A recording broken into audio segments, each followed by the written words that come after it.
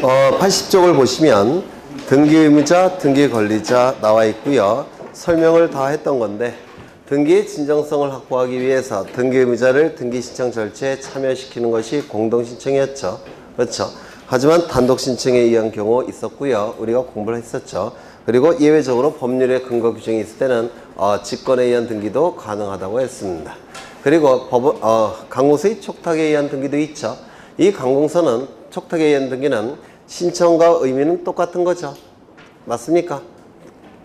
공권력의 객체인 일반 국민이 공권력의 주체인 국가기관에게 뭔가 요구할 때는 신청이라는 용어를 쓰는 것이고, 공권력의 주체인 국가기관이 또 다른 공권력의 주체인 국가기관인 등기소에게 등기를 요구하는 것은 등기를 촉탁한다, 이렇게 얘기했죠. 기억나십니까?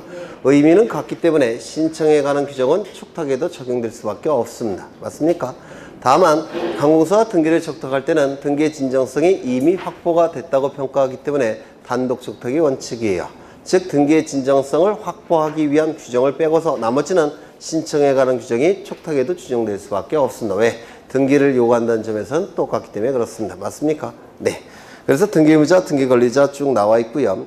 여기서는 구체적인 요거 때문에 제가 요걸 넣어놓은 거예요. 요거 좀 보겠습니다. 첫 번째, 저당권 등기의 말소가 나와 있는데, 거기 원칙은 저당권 설정 등기는 공동신청의 원칙이자, 따라서 말소도 공동신청을 통해서 말소되는 게 원칙입니다. 그렇겠죠? 그 다음에 2번과 3번이 나와 있는데, 이건 민법에서도 출제될 확률이 아주 높아요. 그것도 고급 지문으로 출제가 되는 겁니다. 민법에서도. 그래서 좀 어려우니까 지금 보겠습니다. 예전에 한번 설명드린 것, 아마 문제풀이 할 때 설명한 것 같은데요. 여기에 이러한 부동산이 있고 소유자는 갑입니다. 소유자는 갑이고요. 갑은 을로부터 돈을 빌립니다. 얼마를 빌렸느냐면 10억 원을 빌려요. 그냥 빌려주지 않을 겁니다. 담보를 요구할 거예요. 그래서 저당권 설정을 통해서 담보를 제공합니다. 이 을은 10억 원을 빌려줬으니까 10억 원의 피담보 채권이 발생했을 겁니다. 그렇겠죠? 그리고 저당권 등기까지 하면 저당권을 취득하게 될 겁니다. 이 저당권을 취득하기 위해서는 저당권 설정이 있어야 되는데, 이 저당권 설정은 먼저 저당권 설정 계약이 있어야 되겠죠. 법률행위. 그리고 난 다음에 두 번째, 저당권 설정 등기까지 이루어지게 되면 저당권이 발생을 할 겁니다. 그렇겠죠. 법률행위 플러스 등기 물권변동. 그런데 이 상태에서 갑은 또다시 병과 매매계약을 체결합니다. 그리고 두 번째로 소유권 이전 등기를 해준 상태예요. 누구에게? 병에게. 얘가 선순위고 얘가 후순위가 될 겁니다. 그렇죠? 이때 이 피담보 채권이 변제가 되는 경우가 있을 겁니다. 갑이 변제할 수도 있고 병이 변제할 수도 있어요. 어떤 거냐면 이 부동산의 시가가 20억이에요. 이때 매매계약 체결할 때 병이 갑에게 10억 원만 지불했다면 채무 인수한 거죠. 변제 누가 하겠습니까? 병이. 그런데 대금이 20억이라고 한다면 채무 인수하지 않은 거죠. 그때 누가 변제하겠습니까? 갑이. 상황에 따라서 달라요. 하여튼 갑이건 병이건 변제를 했다는 겁니다. 변제가 이루어지면 이 피담보 채권은 어떻게 됩니까? 소멸. 그러면 이 저당권도 어떻게 됩니까? 소멸. 이를 뭐라 불러요? 부정성이라고 부를 겁니다. 저당권은 피담보 채권에 붙어서 끝나는 성질이 있는데 이를 부정성이라고 불러요. 그러면 이 저당권이 소멸되었다면 이 등기는 어떻게 돼야 될까요? 네? 말소를 시켜야 됩니다. 누가 말소를 요구하느냐면 이 등기는 현재 소유권자인 병의 소유권을 침해하는 등기죠. 따라서 이 병이 말소를 청구할 겁니다. 누구에게? 을에게. 맞습니까? 이 등기가 이루어짐으로 인해서 말소 등기가 이루어짐으로 인해서 을 등기 의무자. 그렇죠? 그 다음에 이 등기는 병의 소유권을 침해하는 등기죠. 따라서 병은 을에게 말소 등기를 청구할 겁니다. 이 청구권은 소유권에 근거한 말소 등기 청구권 맞습니까? 맞아요? 안 맞아요? 소유권에 근거한 말소 등기를 청구하게 될 겁니다. 그러면 이제 이렇게 등기소에 가서 말소 등기를 신청하게 될 겁니다. 이 소유권에 근거한 말소 등기 청구권을 근거로 해서 우리 판례는 병은 이 말소등기의 등기 권리자임을 인정해 줍니다. 말소등기의 등기 권리자 병. 그렇죠. 그 다음에 우리 판례가 이 말소등기 청구권을 근거로 해서 병이 이 말소등기의 등기 권리자임을 인정한다면 이 갑도 말소등기 청구권이 있다고 한다면 등기 권리자가 될 수 있겠죠. 말소등기 청구권 있습니까? 없습니까? 네? 민법에서 하셨을 텐데 있어요? 없어요? 있죠. 뭐에 근거한 말소등기 청구권입니까? 요 계약서에는 이런 문구가 들어갑니다. 을은 피담보 채권이 편지되는 즉시 저당권 등기를 말소한다 라는 문구가 요 계약서에 있어요. 그러면 이 말소등기 청구권은 뭐에 근거한 말소등기 청구권이겠습니까? 계약서, 설정 계약에 근거한 말소등기 청구권이라고 우리 대법원 판례가 명시하고 있습니다. 설정 계약에 근거한 말소등기 청구권이에요. 이거 이해가 되실까요? 계약서에는 변제 시 즉시 말소한다는 규정을 두고 있어요. 그러면 설정 계약에 근거해서 말소등기 청구권 행사할 수 있을 겁니다. 이 청구권이 갑에게 인정되니까 우리 판례는 이 청구권을 근거로 해서 갑도 등기 권리자라고 부릅니다. 그래서 등기 권리자는 둘이 존재해요. 이렇게 말소등기 청구할 수도 있고 이렇게 말소등기를 신청할 수도 있다는 겁니다. 언제? 변제가 이루어질 때는. 이거 되셨을까요? 두 번째. 이 설정 계약이 무효, 취소, 해제가 되면 소급해서 무효가 되죠. 맞습니까? 그럼 법률행위 플러스 등기 두 가지를 갖춰야지만 을에게 저당권이 발생할 텐데 설정 계약 법률행위가 무효, 취소, 해제가 돼버리면 이건 소급해서 무효가 되니까 이 저당권 어떻게 됩니까? 소급해서 소멸되겠죠. 맞습니까? 그러면 이것이 소급해서 소멸이 된다면 이 저당권 등기도 어떻게 해야 되겠습니까? 말소가 돼야 되겠죠. 이 저당권 등기는 병의 소유권을 침해하는 등기라서 병은 소유권에 근거해서 을에게 말소 등기를 청구하게 될 겁니다. 따라서 이 말소 등기의 등기 권리자는 우리 판례가 병으로 봅니다. 두 번째, 요 갑도 말소 등기 청구권이 있다면 이때 갑도 등기 권리자가 될 수가 있을 거예요. 갑은 을에게 말소 등기 청구할 수 있습니까? 네? 이것이 무효, 취소, 해제가 됐을 때 갑은 말소 등기 청구권 있습니까? 없습니까? 없어요. 왜요? 설정 계약이 무효, 취소됐다고 했죠. 그러면 이게 있습니까? 없습니까? 없어요. 따라서 이 갑은 말소 등기 청구권이 없습니다. 종전 소유자는. 따라서 이때는 등기 권리자가 될 수 있습니까? 없습니까? 없을 겁니다. 그러면 말소 등기가 둘로 나눠지게 돼요. 다시요. 피담보 채권이 변제로 소멸돼서 저당권 등기가 말소가 될 때는 그때는 등기 권리자가 둘이 나타납니다. 종전 소유자, 현재 소유자. 맞습니까? 그런데 설정 계약이 무효, 취소, 해제, 원인 무효가 됐을 때는 이때 말소 등기의 등기 권리자는 하나만 나타납니다. 누굽니까? 현재 소유자. 이렇게 둘로 나눠지게 돼요. 이거 이해가 되실까요? 네. 미보에서 출제가 되는 것, 이게 출제가 되는 겁니다. 설정 계약에 근거한 말소 등기 청구권, 종전 소유자도 갖고 있다는 겁니다. 그렇죠. 두 번째. 여기에 이러한 부동산이 있고 소유자가 갑입니다. 갑이 을로부터 돈을 빌려요. 얼마를? 10억 원을. 그냥 안 빌려줄 겁니다. 담보를 요구할 겁니다. 그래서 갑은 을에게 저당권을 설정합니다. 그러면 을은 10억 원의 피담보 채권이 발생했죠. 그리고 이것을 담보하기 위해서 저당권 설정 계약 체결하고 저당권 설정 등기까지 이루어지게 되면 을은 저당권을 취득하게 될 겁니다. 그렇겠죠? 등기부에는 이렇게 등기가 될 거예요. 을구에. 1번 저당권 설정 을 10억 이렇게 등기가 되어 있을 겁니다. 그런데 갑자기 을이 돈이 필요해요. 한 8억 정도 필요합니다. 8억 정도. 그런데 문제는 10억 원의 채권이 있지만 이거는 변제기가 아직도 1년이 남았어요. 그런데 당장 8억이 필요해요. 그러면 을이 돈을 마련할 수 있는 방법은 두 가지가 있는데요. 이것을 다른 자에게 담보로 제공한 다음에 돈을 빌리는 방법이 있습니다. 이를 저당권부 채권질권 이렇게 얘기합니다. 질권을 설정해서 돈을 빌리는 방법이 있고요. 또 하나는 이걸 다른 자에게 파는 경우도 있어요. 10억 원 채권이니까 한 9억이면 살 사람이 있겠죠. 네, 이걸 파는 경우가 있는데 을은 팔았다는 겁니다. 누구에게? 병에게. 이걸 뭐라고 부르냐면 채권양도라고 불러요. 돈 받고 팔았다는 뜻이에요. 채권을 넘겼다라는 뜻입니다. 얘가 넘겼죠. 을을 양도인. 을이 받았죠. 병이 받았죠. 채권 양수인 이렇게 부를 겁니다. 그러면 채권이 병에게 넘어가면 요 저당권도 어떻게 될까요? 네? 따라가죠. 이를 뭐라 부릅니까? 수반성. 그렇죠. 따라서 요 병은 10억 원의 채권을 취득했을 테고 저당권도 수반성에 의해서 같이 취득할 겁니다. 저당권의 주체가 변경됐죠. 주체 변경할 때 무슨 등기할까요? 이전 등기하는 겁니다. 소유권이 주체가 바뀌면 이전 등기하는 거 아닙니까? 그렇죠.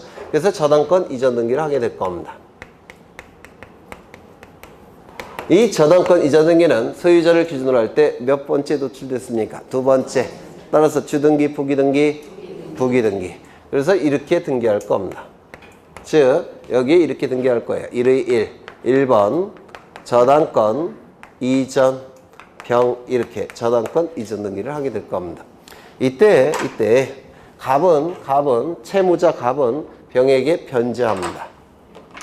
변제를 했다는 겁니다. 새로운 채권자는 병이죠.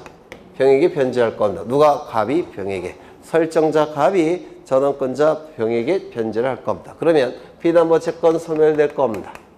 그러면 이 저당권도 어떻게 될까요? 소멸이 될 겁니다.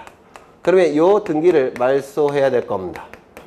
그러면 이 등기를 말소해보죠. 말소해 보겠습니다. 그러면 이상한 결과가 나타납니다. 이 등기가 말소가 되면 분명히 갑은 병에게 변제했죠. 그런데 이 등기를 말소하게 되면 저당권 등기가 누구에게 회복이 되느냐면 을에게 회복이 돼버려요. 이게 말소가 돼버리면 이게 지워지면 등기부에 저당권 설정 등기가 을의 이름으로 회복이 되죠. 그러면 분명히 변제했음에도 불구하고 갑은 을에게 등기부상 또 변제해야 된다고 공시가 돼버립니다. 맞습니까? 그러면 이거 말소해봤자 의미가 있겠습니까? 없게 돼요. 이거 이해가 되실까요? 그러면 이걸 말소하는 게 아니라 뭘 말소시켜야 될까요? 이거를 말소시키는 겁니다. 이거를. 주등기로 구성된 저당권 설정 등기를 말소시키는 겁니다. 이것이 말소가 돼버리면 주등기가 말소가 됐으니까 부기등기로 구성된 저당권 이전 등기는 존재할 수 있겠습니까? 없게 돼버려요. 따라서 이거는 등기관이 알아서 말소할 수가 있습니다. 주등기가 말소가 되면 부기등기는 존재할 수가 없기 때문에 그렇습니다. 이거 이해가 되실까요? 그러면 이 등기를 말소할 텐데 이 등기가 말소됨으로 인해서 이익이 발생한 자는 누굽니까? 설정자, 등기 권리자. 불이익이 발생하는 자는 누굴까요? 을일까요? 병일까요? 힌트, 을은 다 주고 떠났습니다. 다 주고 떠났고요. 그리고 이게 말소가 되면 부기등기로 구성되어 있기 때문에 이건 등기관이 직권으로 말소해 버려요. 그러면 등기임자가 누가 되겠습니까? 병이 되더라는 겁니다. 우리 판례가 병으로 보고 있어요. 그래서 이렇게 얘가 등기임자가 됩니다. 그래서 이 등기권리자와 등기의무자가 이렇게 공동으로 신청하는 겁니다. 여기서 출제가 우리 등기법은 어떻게 되느냐면 등기의무자는 양도인이 아니라 양수인이라는 거. 등기의무자는 양도인이 아니라 양수인이라는 거. 설정 등기를 말소하는 게 아니 이전 등기를 말소하는 게 아니라 설정 등기의 말소를 신청한다는 거. 그 설정 등기의 말소 신청을 공동으로 신청한다는 거. 그러면 이전 등기는 등기관이 직권으로 말소한다는 거. 이게 우리 등기법에서 출제가 되고요. 우리 민법에서 출제가 될 때는 변제를 한 다음에 갑은 말소 등기를 청구하겠죠. 말소 등기 청구의 상대방은 을입니까? 병입니까? 갑의 말소 등기 청구의 상대방은 을이에요? 병이에요? 병. 다 죽어 떠났다고 했죠. 등기의무자는 병이라고 했죠. 네, 병을 상대로 말소 등기 청구권을 행사하는 겁니다. 이게 민법에서 출제된 형태고요. 그리고 굉장히 고급 지문으로 출제가 되는 겁니다. 이게 네, 꼭 기억해 두셔야 돼요. 그래서 81쪽을 보시면 저당권 등기의 말소에서 동글뱅이 두 번째 보시면 피담보 채권이 변제로 소멸된 경우, 피담보 그 다음에 저당권 설정 계약이 원인 무효가 원인이 된 경우 둘로 나눠서 판단한다고 했죠. 변제로 소멸되었을 때는 말소 등기의 등기 권리자는 둘, 원인 무효인 경우, 설정 계약이 원인 무효인 경우에는 등기 의무자가 하나. 누구요? 현재 소유권의 등기명의. 그렇죠. 그 다음에 3번을 보시면 저당권이 이전된 후 저당권을 말소하는 경우에 저당권의 양도에 의한 부기 등기는 기존의 저당권의 승계관계를 등기부에 명시하는 것에 불과하기 때문에 저당권의 양수인만이 등기의무자라는 거. 양도인이 아니라 누가 등기의무자라고요? 양수인이 등기의무자라는 거. 하나 더. 이전 등기를 말소 신청하는 것이 아니라 설정 등기를 말소 신청한다는 거. 그렇다면 설정 등기가 말소가 되면 이전 등기는 등기관이 직권으로 말소한다는 거. 이런 걸 좀 기억해 두셔야 돼요. 그 다음에 2번. 이거는 아까 보신 거죠. 갑이 을에게 여기 보시면 이건 간단해요. 갑이 을에게 가등기를 해줬습니다. 소유권 이전에 가등기를 해줬고요. 그 다음에 병에게 소유권 이전 등기를 해줍니다. 그러면 가등기에 의해서 본등기를 하겠죠. 그러면 본등기 시점에 을은 소유권을 취득하겠죠. 맞습니까? 네. 그러면 이 병의 등기는 어떻게 될까요? 등기관이 직권으로 말소한다고 그랬죠. 기억나셔요? 무권리자의 처분행위 직권 말소. 맞습니까? 그러면 이 병은 본등기 의무자가 될 수 있습니까? 없습니까?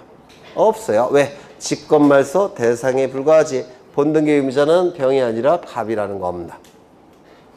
어려우신가요? 이 본등기가 이루어지면 직권 말소 되죠. 직권 말소 되기 때문에 본등기의 등기 의무자가 될 수가 없습니다. 본등기의 등기 의무자는 갑이라는 거. 그렇죠. 네, 그걸 얘기해요. 그 다음에 8번, 아니 3번. 이건 뒤에 나와요. 뒤에서 보시면 될 테고. 그 다음에 4번도 뒤에서 보시면 될 테고. 한 페이지 넘기겠습니다. 82쪽을 보시는데 82쪽. 거기 표가 있죠. 밑에서 두 번째 위로 올라가 보시면 신탁 등기가 있죠. 네, 신탁 등기. 거기 신탁자라고 돼 있죠.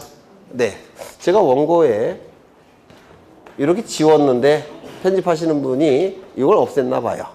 신탁 등기에 여기 신탁자 이렇게 써 있죠. 거기 지워주세요. 신탁 등기는 수탁자의 단독 신청에 의한 등기라고 했죠. 네, 그래서 제가 이렇게 지웠는데 편집하실 때 이 선을 없애버린 것 같아요. 편집하시는 분이. 네. 다른 출판사 건 다 있는데.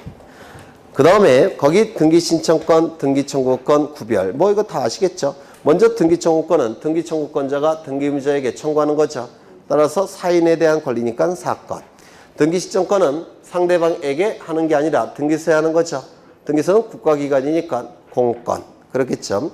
그 다음에 등기청구권은 공동신청의 경우에만 등기청구권이 나타나요. 그래서 등기청구권자가 상대방 등기의무자에게 그 의무를 이행할 것을 청구하게 되면 그 의무를 이행하는 것이 뭐 하는 겁니까? 등기신청하는 거예요. 그래서 공동신청의 경우에만 등기청구권, 등기의무가 나타나고요. 단독신청의 경우에는 등기의무자가 나타나지 않습니다. 그렇죠. 그 다음에 등기신청권은 단독신청, 공동신청 둘 다 가능하죠. 등기의무자가 없을 때는 단독신청, 있을 때는 공동신청. 그 다음에 등기청구권은 판결로서 강제할 수가 있어요. 그래서 등기의무자가 그 의무를 이행하지 않으면 소송을 제기해서 판결서를 받아서 강제 집행할 수 있죠. 강제 집행하는 것이 바로 판결로 등기를 신청하는 겁니다. 그런데 등기신청권은 판결로 강제 실현할 수 없습니다. 왜 그럴까요? 사적 자치 원칙 때문에 그래요. 즉 신청주의 때문에 그렇습니다. 신청이 있을 때만 등기소가 등기해 주는 거죠. 신청이 없을 때는 등기를 안 해주는 게 원칙이에요. 그래서 이거는 사적 자치 원칙상 판결로 강제 실현할 수가 없습니다. 뭐 그런 내용이고요. 이제 82쪽을 보십니다. 82쪽. 당사자에게 등기신청 의무가 있는 경우 세 가지 법에서 등기신청 의무를 부과한다고 그랬죠. 첫 번째 뭐였습니까? 부동산 등기법에서 표지부 등기는 1월 이내에 신청해야 된다고 했는데 기억나십니까? 표지부 등기. 즉 부동산 표시 변경 또는 부동산 표시 경정 등기는 1월 이내에 신청을 하게 될 겁니다. 그렇겠죠? 그런데 그 1월 이내에 신청하지 아니할 때는 어떻게 한다고 했습니까? 과태료 부과합니까? 부과하지 않는다고 했습니까? 부과하지 않는다고 했죠. 네, 오른쪽을 보시면 네, 설명을 해놨어요. 오른쪽 위에 3번에 있죠. 과태료 부과 규정을 삭제했다 이렇게 나와 있죠. 네. 그 다음에 그 2번을 한번 보실 거예요. 건물 표시 변경 등기, 멸실 등기 보시는데요. 건물의 분할은 분할과 합병을 얘기합니다. 분할과 합병. 번호, 종류, 구조의 변경, 그 다음에 건물의 멸실, 면적의 증감, 부속 건물의 신축이 있을 때는 이건 전부 다 건물의 표시사항이 바뀌는 것들이죠. 그렇죠. 바뀌는 것들이에요. 그 건물의 소유권의 등기 명의는 몇 월 이내에 신청해야 된다고요? 1월 이내에. 작년에도 출제가 됐죠. 건물 대지의 지번 변경, 대지권의 변경, 소멸이 있을 때도 이것도 표제부가 바뀌는 거죠. 이것도 1월 이내에 신청을 할 겁니다. 하지만 이거 좀 기억하시죠? 존재하지 아니하는 건물에 대한 등기가 있는 경우에는 이때도 멸실 등기를 신청해요. 이거 무슨 얘기냐면 토지가 이렇게 존재합니다. 그러면 건물이 이렇게 존재할 테고 표제부가 있을 테고 갑구가 있을 테고 을구도 존재할 겁니다. 맞습니까? 그런데 이것이 없어지게 되면 없어진 날로부터 1월 이내에 소유권의 등기 명의는 여기다가 멸실사실, 멸실원인, 멸실날짜를 기록하는 멸실 등기를 신청한다고 했습니다. 1월 이내에. 맞습니까? 1월 이내에 신청하지 않게 되면 소유자가 다를 때는 대위 신청도 가능하다고 했죠. 맞습니까? 네. 그런데 이런 경우도 있어요.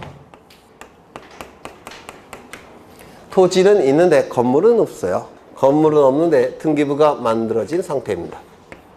이렇게. 이를 건물이 부존재한다 이렇게 얘기를 합니다. 건물이 부존재한다. 그러면 이때도 이거 등기부 없어야 되겠죠. 그러면 이 표제부에 부존재 사실과 날짜를 기록하는데 이것도 멸실 등기 일종입니다. 이것도 멸실 등기 일종이에요. 그런데 이 건물이 부존재할 때 멸실 등기는 없어진 날로부터 1월 이내라는 문구를 쓸 수가 있습니까? 없습니까? 없어요. 그렇겠죠. 여기서는 없어진 날로부터 1월 이내에 신청한다는 표현이 가능하죠. 그런데 이때는 없어진 날로부터 1월 이내에 이런 표현을 쓸 수가 없어요. 이거 이해가 되십니까? 따라서 언제 신청해야 된다고요? 지체 없이. 이거 이해가 되실까요? 건물이 존재하다가 없어질 때는 1월 이내, 처음부터 부존재할 때는 지체 없이. 이거 구별하셔야 됩니다. 되셨죠? 다만 대위 신청할 때는 둘 다 1월입니다. 대위 신청할 때는 둘 다 1월이고요. 이제 그 밑에 부동산 등기 특별조치법상의 신청 의무 여기를 볼 겁니다. 부동산 등기 특별조치법상의 신청 의무를 볼 건데요. 여기서는 1번과 2번은 자주 출제가 돼요. 1번과 2번의 1번까지는 자주 출제가 되고요. 그 다음에 2번의 2번은 좀 어렵습니다. 어려워서 출제는 2번 정도 됐어요, 이미. 근데 또 나올지는 저도 잘 모르겠습니다. 2번 정도 됐지만 이제 하나씩 보겠습니다. 먼저 아까 보신 바대로 소유권 보존 등기와 소유권 이전 등기는 부동산 등기 특별조치법에서 일정한 경우에는 60일 이내에 등기를 신청한다고 아까 설명드렸죠. 일단 60일을 기억해 두셔야 됩니다. 60일. 그러면 이제 보존 등기 신청 의무를 좀 볼 거예요. 갑은 여기 건물을 신축했습니다. 건물이 완성이 됐다면 이제 대장이 만들어지겠죠. 대장이 만들어지면 이제 소유권 보존 등기 신청이 가능할 겁니다. 건물이 완성이 됐으니까 대장이 만들어질 테고 건축물 대장이 만들어질 테고 건축물 대장이 만들어지면 보존 등기 신청할 수 있겠죠. 네. 이 상태에서 근데 보존 등기 신청이 가능한 것이지 보존 등기 신청할 의무가 갑에게 있을까요? 없을까요? 없어요. 왜? 신청주의, 사적자치 원칙 때문에 보존 등기 신청이 가능할 뿐이지 보존 등기 신청할 의무는 없습니다. 여기까지 되셨습니까? 그런데 이거는 갑 혼자 있을 때 그런데 만약에 갑이 을과 매매 계약을 체결했다면 을은 소유권 이전 등기까지 갖춰야지만 소유권을 취득하죠. 그런데 소유권 이전 등기가 이루어지기 위해서는 등기부가 먼저 만들어져야 되죠. 그렇다면 여전히 갑에게 보존 등기 신청의 자유를 인정할 수 있겠습니까? 없어요. 누구 때문에? 을 때문에. 이거 이해가 되십니까? 따라서 을이 나타났다면 을을 위해서라도 이 갑은 보존 등기 신청할 의무가 발생을 하더라는 겁니다. 언제? 을이 나타났을 때. 이거 이해가 되십니까? 그러면 시간이 이렇게 흘러갑니다. 그리고 이 시점은 건물이 완성이 돼서 보존 등기 신청이 가능한 시점이에요. 그리고 이 시점은 부동산에 대해서 갑과 을이 매매 계약을 체결한 시점입니다. 그러면 을이 나타난 시점은 어느 시점입니까? 이 시점. 이 시점부터 60일 이내에 갑은 보존 등기 신청할 의무가 있다는 겁니다. 보존 등기를 신청할 의무가 있다라는 겁니다. 그래야지만 그 의무를 이행할 테고, 그래야지만 나중에 을의 이름으로 등기가 가능할 겁니다. 이거 이해가 되실까요? 이때는 의무를 부과할 수 있다 없다? 없다. 왜? 신청주의 때문에. 되셨죠? 네, 두 번째, 갑은 건물을 짓고 있는 도중입니다. 아직 건물을 완성하지 못했어요. 보존등기 신청이 가능합니까? 불가능합니까? 불가능합니다. 이 상태에서 갑은 을과 매매계약을 체결합니다. 사적자치원칙상 존재하지 않는 건물도 매매계약이 가능해요. 우리 아파트 분양받죠? 아파트 건설된 다음에 분양받습니까? 아직 지을 준비도 안 하는데 분양받습니까? 지을 준비도 안 하고 있죠? 그게 이거예요. 이게. 그래서 건물이 없어도 매매계약 체결이 가능해요. 사적자치원칙상. 그러면 이제 이 을은 소유권 이전 등기까지 이루어져야지만 소유권을 취득하겠죠. 이것이 먼저 이루어진 다음에 그 다음에 건물이 완성이 됐다는 겁니다. 그 다음에 건물이 완성이 됐습니다. 완성이 돼야지만 대장이 만들어질 테고 보존등기 신청이 가능하겠죠. 맞습니까? 그러면 이때 보존등기 신청 가능, 즉 갑이 자율세에 맡겨놓을 수가 없습니다. 누구 때문에? 을 때문에. 을의 이름으로 이전 등기가 되기 위해서 먼저 등기부가 만들어져야 되죠. 그래서 이때는 갑에게 보존등기 신청할 의무를 부과하겠다는 겁니다. 그러면 시간이 이렇게 흘러갈 테고 먼저 이 시점에 갑과 을이 매매계약을 체결했죠. 그리고 건물이 완성돼서 보존등기 신청이 가능한 시점은 이 시점이 될 겁니다. 건물이 완성이 돼서 보존등기 신청이 가능한 시점은 이 시점이 돼요. 그러면 이때부터라도 뭘 등기를 해야 됩니까? 60일 이내에 보존등기 신청해야 되겠죠. 이렇게 해야 되겠다는 겁니다. 그러면 이때는 보존등기 신청 의무를 부과할 수 있습니까? 없습니까? 없어요. 왜요? 건물이 아직 미완성 상태일 테니까. 외기분단성이 없을 테니까. 용도성이 없을 테니까. 이거 이해가 되실까요? 네. 그래서 두 가지 요건을 다 충족을 해야지만 보존등기 신청 의무를 부과할 수 있다는 거예요. 쉽게 얘기해서. 건물도 완성되고 제3자도 나타나. 건물 완성되고 제3자 두 개를 동시에 충족할 때 보존등기 신청 의무를 부과할 수 있습니다. 며칠 이내에? 60일 이내에. 이거 되셨을까요? 네. 두 번째. 여기에 이러한 부동산이 있고 소유자가 갑입니다. 갑이 을과 매매계약을 체결합니다. 매매계약이 체결되면 갑에게는 소유권 이전 등기 의무가 발생하죠. 그리고 대금 지급 채권이 발생할 겁니다. 을에게는 소유권 이전 등기 청구권이 발생하고 대금 지급 채무가 발생하죠. 이 두 개의 채무는 대금 지급 채무 두 개의 채무는 무슨 관계일까요? 대가 관계죠. 맞습니까? 따라서 이 매매계약은 무슨 계약이라고 얘기합니까? 쌍무계약이라고 불러요. 쌍방 당사자에게 채무를 발생시키는 계약, 쌍무계약 이렇게 부릅니다. 그렇겠죠? 그러면 이 두 가지 의무는 동시이행 관계 있죠? 맞습니까? 동시이행 관계가 있을 겁니다. 그러면 시간이 이렇게 흘러갈 때 이 시점은 갑과 을 사이에 매매계약이 체결된 시점입니다. 매매계약이 체결된 시점이에요. 두 개의 의무는 동시이행 관계가 있으니까 이 을은 이 의무를 언제 이 을은 언제 자신의 이름을 등기를 할 수가 있겠습니까? 네? 소유권 이전 등기를 신청해야 되겠죠. 각과 을은 그 의무는 언제 발생하겠습니까? 네? 반대급부의 이행이 완료되었을 때. 그렇죠. 요 의무는 지금 동시이행 관계가 있으니까 요것이 의무가 이행이 돼야지만 요것도 이행할 수 있겠죠. 이 의무를 이행하는 게 뭡니까? 등기를 신청하는 거예요. 요 의무는 뭐라고 부르냐면 반대급부라고 불러요. 반대급부의 이행이 완료된 시점, 요 시점부터 갑은 저 의무를 이행할 의무가 나타납니다.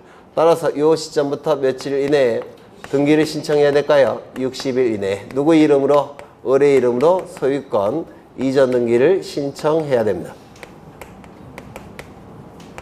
요거 이해가 되실까요? 네, 반대급부의 이행이 완료된 날로부터 60일 이내에 동시에 등기를 신청해야 됩니다.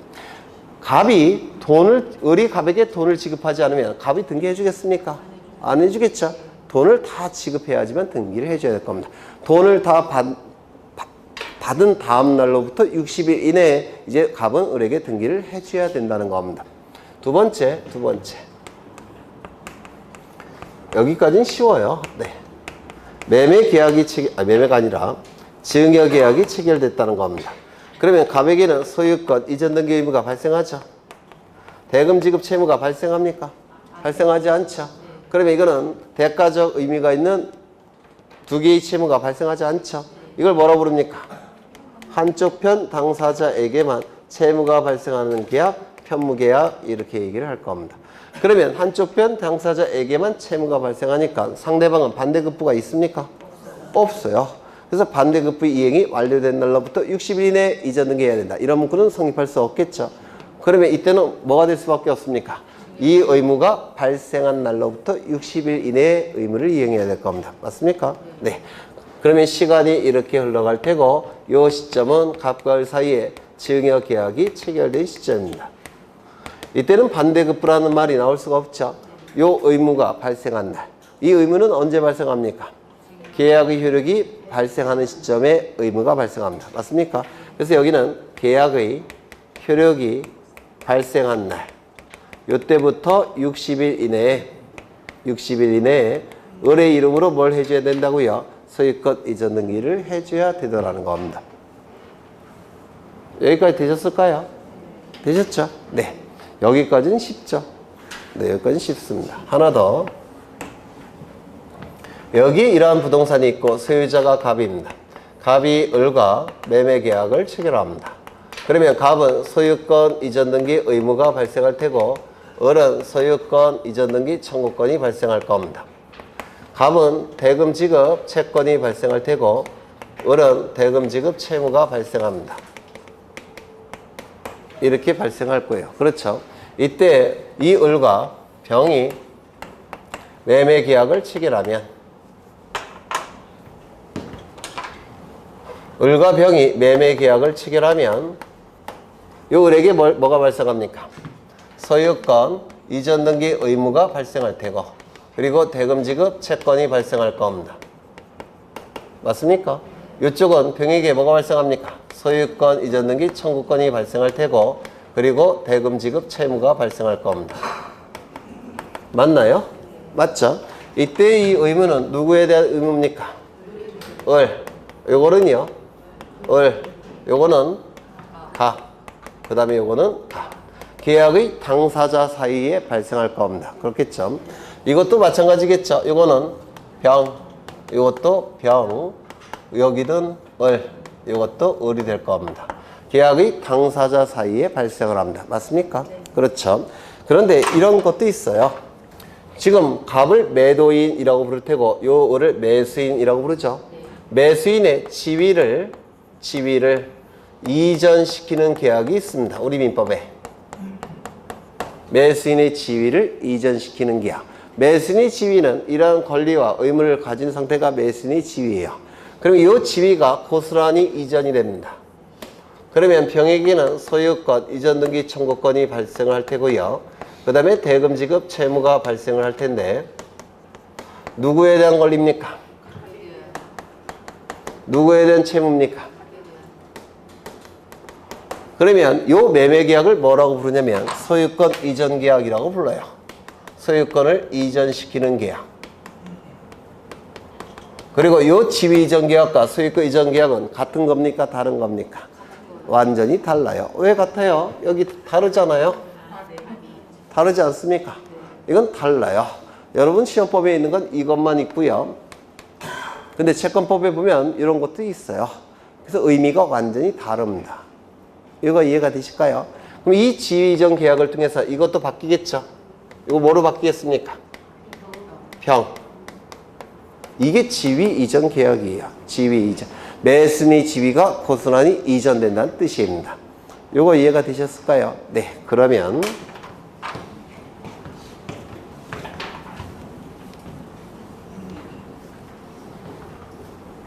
저게 이해가 되시면 다 된 거예요. 시간이 이렇게 흘러갑니다. 시간이 이렇게 흘러가고요.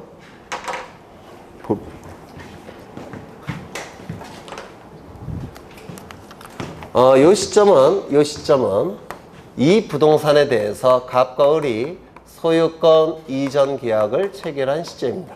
소유권 이전 계약은 대표적인 게 두 가지가 있는데 매매, 그 다음에 증여. 이것은 쌍무, 편무가 될 겁니다. 그러면 이때 소유권 이전 등기 의무가 발생하죠. 동시 이행해야 되니까. 그렇죠. 그래서 이 시점은 어느 시점이냐면 매매의 경우에는 반대급부의 이행이 완료되는 시점. 그 다음에 증여의 경우에는 계약의 효력이 발생하는 시점. 이때는 동시 이행 의무가 발생하니까 누구의 이름으로 등기를 신청해야 됩니까? 을의 이름으로. 맞습니까? 이 시점부터 며칠 이내에 을의 이름으로 이전 등기 해줘야 됩니까? 60일 이내에 을의 이름으로 소유권 이전 등기를 신청해야만 됩니다. 맞습니까? 그렇죠.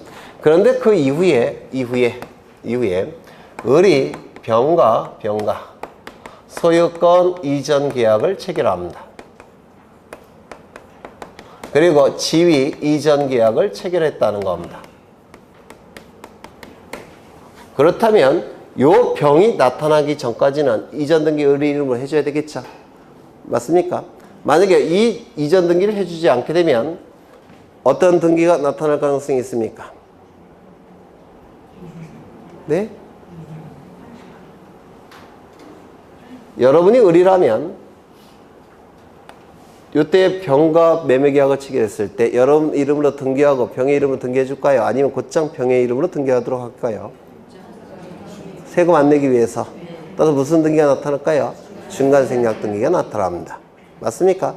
그래서 요 을의 이름으로 등기하지 않게 되면 중간생략 등기가 나타나니까 요 병이 나타나기 전까지는 무조건 을의 이름으로 등기를 해야 된다는 겁니다. 을의 이름으로 소유권 이전 등기를 신청해야만 됩니다. 누가 나타날 때까지? 병이 나타나기 전까지. 이거 이해가 되실까요? 그렇죠. 네. 두 번째. 요 시점은 이 부동산에 대해서 갑과 을이 소유권 이전 계약을 체결한 시점입니다. 여기는 뭐가 있다고요? 증여, 매매 또는 증여가 있을 겁니다. 편무, 쌍무. 그렇죠. 그리고 이 시점은 반대급부의 이행이 완료된 시점 또는 계약의 효력이 발생한 시점. 이렇게 될 겁니다. 그렇겠죠? 그러면 이 시점부터 며칠 이내에 을의 이름으로 등기해야 됩니까? 60일 이내에 을의 이름으로 등기를 해야 될 겁니다. 여기까지 되셨습니까? 그렇죠. 매매일 때는 반대급부의 이행이 완료된 날로부터 60일 이내에, 증여계약일 때는 계약의 효력이 발생한 날로부터 60일 이내에 을의 이름으로 등기를 해야 됩니다. 이거 되셨습니까? 그렇죠. 그런데 만약에 요 시점에 을과 병이 소유권 이전 소유권 이전 계약을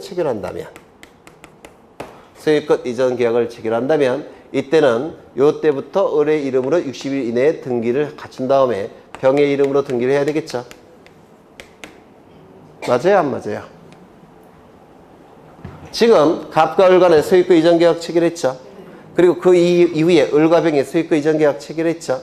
그러면 만약에 이런 규정이 없다고 한다면 이때도 중간생략 등기가 나타날 가능성이 있죠. 따라서 이 규정을 통해서 을의 이름으로 반드시 등기를 해야 됩니다. 그리고 나와서 병에게 등기를 해줘야 됩니다.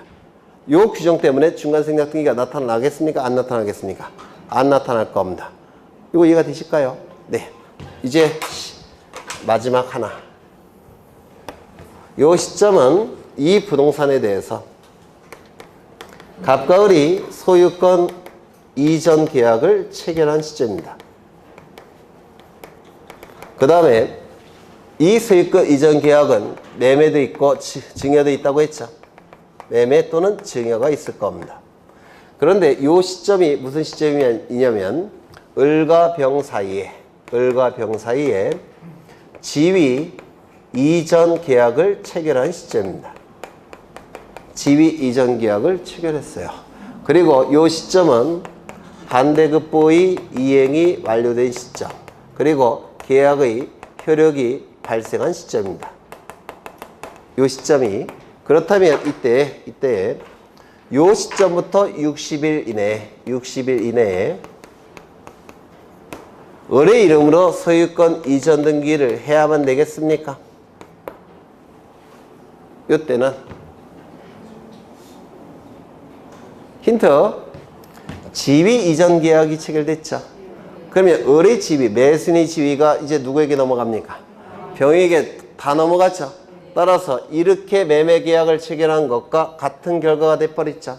이 경우는 맞습니까? 그렇다면 을의 이름으로 등기할 필요가 있습니까? 없습니까? 없게 돼버려요. 이때는 반대급부의 이행이 완료된 날, 계약의 효력이 발생한 날로부터 60일 이내에 소유권 이전 등기를 신청해야만 된다라는 규정이 나오면 맞는 지분입니까? 틀린 지분입니까? 이건 틀린 지분이 돼버려요. 왜? 을의 지위가 고스란히 병에게 넘어갔으니까 반대급부를 이행하는 자는 누굽니까? 병. 그렇죠? 소유권 이전 등기 의무가 발생하는 것도 누구에 대한 의무입니까? 병. 따라서 병의 명의로 등기해야 되지 을의 명의로 등기해서는 안 됩니다. 이때는 중간생략 등기가 처음부터 나타날 여지가 없다는 겁니다. 이거 이해가 되실까요? 되실 듯 말 듯은 할까요? 네, 이것도 앞으로 너댓 번 더 할 거니까 네, 다시요. 여기서 이게 출제가 됐는데요. 지위 이전 계약이 반대급부 이행이 완료된 날, 그 다음에 계약의 효력이 발생한 날 이전에 발생했다면, 요 계약이 요 이전에 발생했다면 을의 이름으로 등기할 필요가 처음부터 없게 돼버립니다. 요걸 기억하시라고요. 요거. 네. 그래서 어려운 걸 다 보셨고요. 이제 판결에 의한 등기 신청 보겠습니다. 두 가지를 더 봐야 되는데 시간은 없고. 지금 우리 시험에서 출제된 최고 수준까지 다 보는 거예요. 저게 최고 수준이었어요. 네. 그 다음에 이제 판결에 의한 등기 신청 보실 텐데, 여기에 이러한 부동산이 있고 소유자가 갑입니다. 갑이 을과 매매 계약을 체결합니다. 매매 계약이 체결되면 갑에게는 소유권 이전 등기 의무가 발생할 테고, 을에게는 소유권 이전 등기 청구권이 발생하겠죠. 맞습니까? 그래서 이 청구권자가 의무자에게 이행을 청구합니다. 이행을 청구하면 이 갑은 의무를 이행해야 되겠죠. 의무를 이행하는 것이 등기를 신청하는 거예요. 의무를 이행하는 것이. 그리고 갑은 같이 신청하게 될 겁니다. 등기소에 가서. 등기까지 이루어지면 갑에게는 소유권 상실하겠죠. 소유권 이전 등기까지 이루어지면 갑은 소유권을 상실할 테고, 이러한 자를 뭐라 부릅니까? 등기 의무자. 을은 소유권 취득하겠죠. 이러한 자를 뭐라 부릅니까? 등기 권리자라고 부를 겁니다. 이때 을은 등기를 신청하고자 하는데 이 갑이 이 의무를 이행하지 않더라는 겁니다. 이행을 하지 않으면 등기 신청하지 않겠죠. 그러면 을의 이름으로 등기가 되겠습니까? 안 될 겁니다. 이때 을은 어떻게 한다고요? 법원에 소송을 제기합니다. 법원에 소송을 제기하면 법원에서는 을 승소 판결을 내줄 테고, 이 판결이 확정이 되면 이 을을 뭐라고 부릅니까? 승소한 등기 권리자가 되는 겁니다. 승소한 등기 권리자는 판결서라는 등기 진정성을 확보할 수 있는 자료가 있기 때문에 상대방이 신청이 없어도 단독으로 신청할 수가 있더라는 겁니다. 이건 결국은 강제 집행한 거예요. 강제 집행을 통해서 소유권 뺏어온 겁니다. 이게 두 번째 여기에 이러한 부동산이 있고 소유자는 갑입니다. 갑이 이거 세 번째 하는 거예요. 이것도 을과 매매 계약을 체결합니다. 그러면 이 갑에게는 소유권 이전 등기 의무가 있습니까? 있겠죠. 그리고 등기 청구권도 있습니까? 갑에게 등기 의무는 있죠. 등기 청구권 있습니까? 있어요. 소유권 이전 등기 수취 청구권이라는 등기 청구권이 있습니다. 이것도 등기 청구권의 일종이에요. 들어보셨죠? 그러면 요 을은 소유권 이전 등기 수취 의무가 있을 겁니다. 그래서 갑이 을에게 이 의무를 이행할 것을 청구하는 것이 등기 신청이에요. 왜냐면 세금은 자꾸 갑에게 부과되니까 등기 넘겨주고 싶어요. 그래서 을 보고 이거 의무 이행하라고 자꾸 청구했는데 안 하는 경우도 있어요. 왜냐면 채권자가 이렇게 들어가 있다면 의무 이행할까요? 안 할까요? 안 하겠죠. 그런데 갑은 세금 부과하니까 자꾸 등기를 신청하고 싶습니다. 그런데 갑은 등기를 신청하고 싶은데 채권자가 있어서 을이 등기를 신청하지 않더라는 겁니다. 즉 의무를 이행하지 않더라는 겁니다. 이때 갑은 어떻게 합니까? 법원에 소송을 제기할 테고, 법원에서는 갑 승소 판결을 내줄 테고, 이 판결이 확정이 되면 갑을 뭐라고 부릅니까? 승소한 등기 의무자라고 부를 겁니다. 맞습니까? 승소한 등기 의무자는 판결서라는 등기 진정성을 확보할 수 있는 자료가 있기 때문에 상대방의 신청이 없어도 단독으로 신청할 수 있다. 이렇게 얘기를 할 겁니다. 그렇겠죠? 그래서 이 승소한 등기 권리자, 승소한 등기 의무자는 판결서를 가지고 등기를 단독으로 신청할 수가 있는데 이 판결은 무슨 판결이라고 얘기합니까? 이행 판결이라고 얘기를 할 겁니다. 판결문을 보시면 여기 주문과 판결 이유로 판결문이 구성되어 있다고 그랬죠. 이 주문은 보통 2줄에서 3줄로 대단히 간략한데 이 주문의 끝문장이 뭐뭇을 확인한다 이렇게 끝나면 무슨 판결? 뭐뭇을 확인한다 이렇게 끝나는 경우가 있습니다. 무슨 판결? 확정 판결, 확인 판결. 갑은 소유자임을 확인한다. 을은 전세권자임을 확인한다. 병은 저당권자임을 확인한다. 무슨 판결? 확인 판결. 이 주문의 끝문장이 뭐뭇을 이행하라 이렇게 끝나는 경우가 있어요. 이 판결은 무슨 판결? 이행 판결. 이 주문의 끝문장이 뭐뭐 한다 이렇게 끝나는 경우가 있습니다. 무슨 판결? 형성 판결이라고 말씀을 드렸습니다. 감남과 을녀는 이혼한다. 형성 판결이에요. A 지점부터 B 지점까지 분할한다. 형성 판결입니다. 그렇죠? 그래서 이 판결의 종류는 이거 갖고 판단하는 거예요. 민사소송법에서. 그러면 여기서 나오는 판결은 주문의 끝문장이 뭐로 끝나겠습니까? 여기서는 갑은 소유권 이전 등기 의무를 이행하라. 무슨 판결? 이행 판결. 을은 소유권 이전 등기 수취 의무를 이행하라. 이렇게 나올 겁니다. 무슨 판결? 이행 판결. 그래서 이행 판결의 경우 승소한 등기 권리자, 승소한 등기 의무자는 판결서를 가지고 등기를 단독으로 신청할 수가 있는 겁니다. 맞습니까? 그렇죠. 네. 왜 처음 듣는 표정이죠? 이거 3번째 하는 건데. 네. 그런데 이런 경우도 있다고 했죠. 여기 보시면 이거는 여기가 도로가 이렇게 다 있는데요. 100번지 토지예요. 이 토지 등기부에는 등기가 어떻게 되어 있냐면 이렇게 등기가 되어 있습니다. 3번 소유권 이전, 공유, 그 다음에 갑 2분의 1, 을 2분의 1 이렇게 등기가 되어 있다는 겁니다. 즉 갑과 을이 2분의 1씩 공동 소유하는 토지입니다.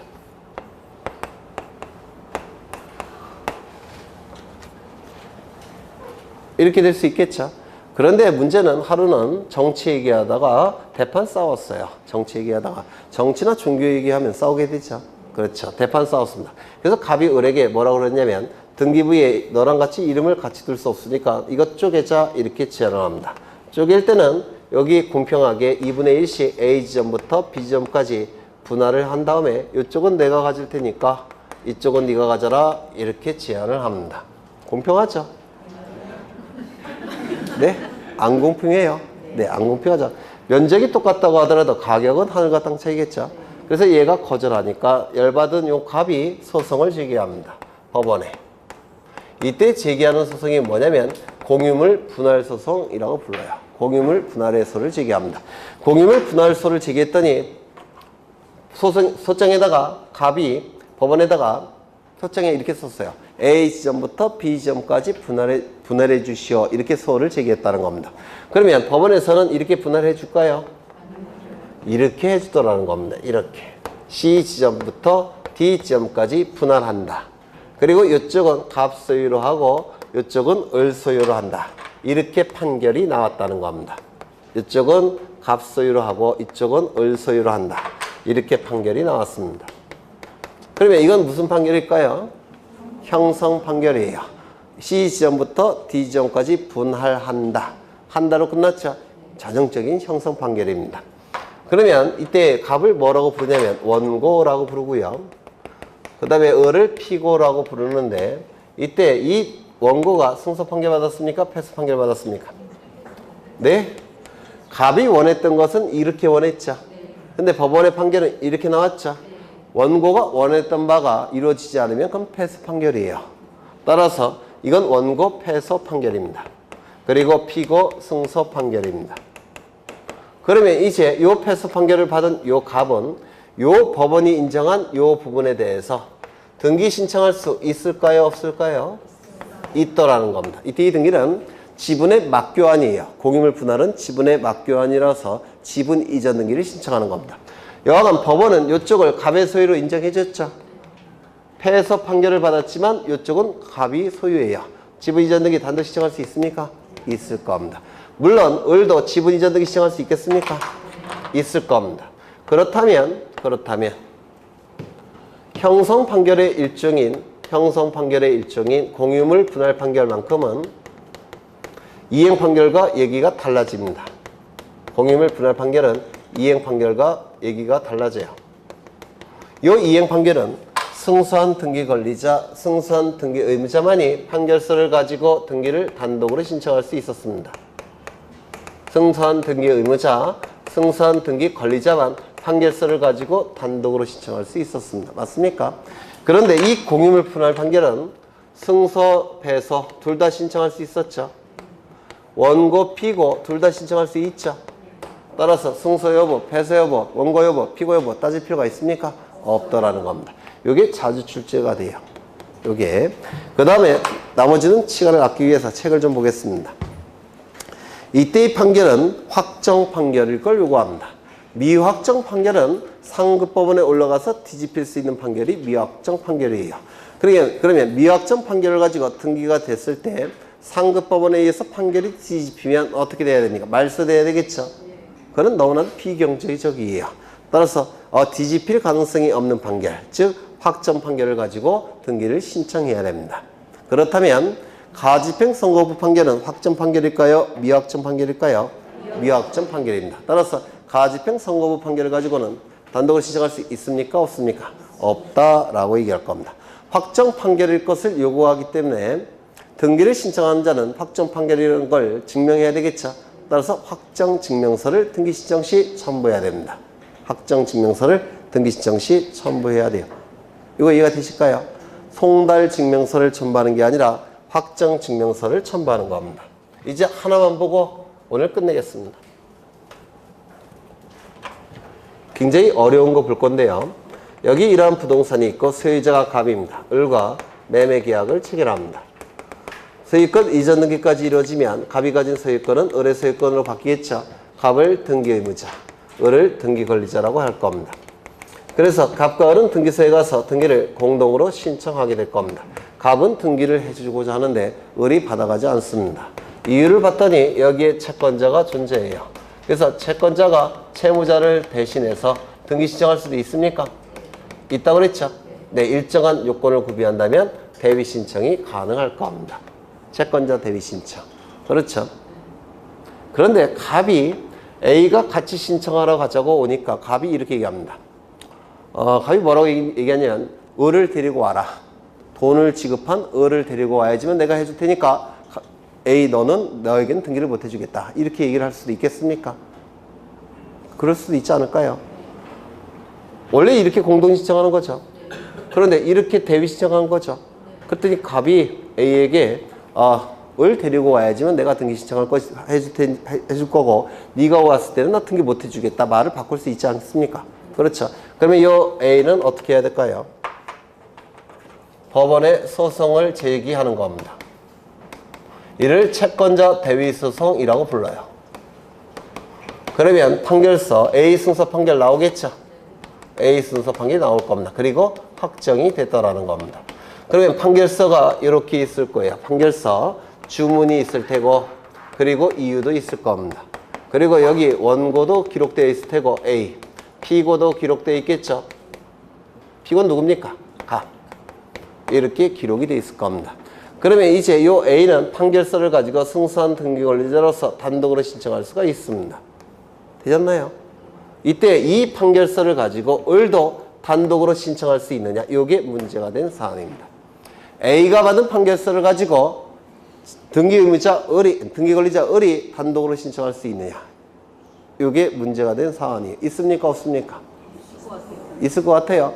이 판결의 효력은 원고 피고에게만 있습니다. 누구에게만 있다고요? 원고 피고. 따라서 누구만 이 판결서를 가지고 단독으로 신청할 수 있을까요? A만. 을은 단독으로 신청할 수 없게 됩니다. 그런데 요 채무자 을이 소송을 제기한 사실을 알았다면 소송에 참가해야만 됩니다. 알았다면 민사소송법에서. 그러면 참가했다면 여기에 원고에 누가 추가되는 겁니까? 을이. 알았다면 소송에 참가해야 되고 참가가 됐다면 여기 원고가 추가가 되는 겁니다. 맞습니까? 그러면 이때는 을에게도 판결력이 미치겠습니까? 미칠 겁니다. 따라서 이 판결서를 가지고 을은 단독으로 신청할 수 있게 돼버립니다.